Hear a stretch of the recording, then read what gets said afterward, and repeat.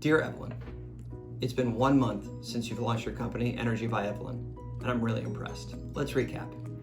You've finalized your product, you've launched your website, and you've started sharing your story on social media.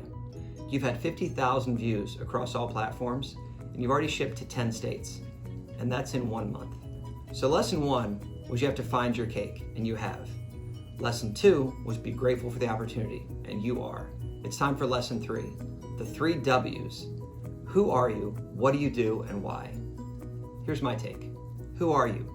You're a food entrepreneur, an athlete, and an innovator. You make delicious, shareable energy products with ingredients that you found are effective in helping you feel and perform your best. And why? Because you didn't trust the stuff that was on the shelves, and you wanted to perform your best. You want to inspire people, and you want to be inspired. You believe everybody's an athlete with a mountain to climb. How was that? Bottom line, I'm proud of you. I love your direction, and keep it up. Love, Dad.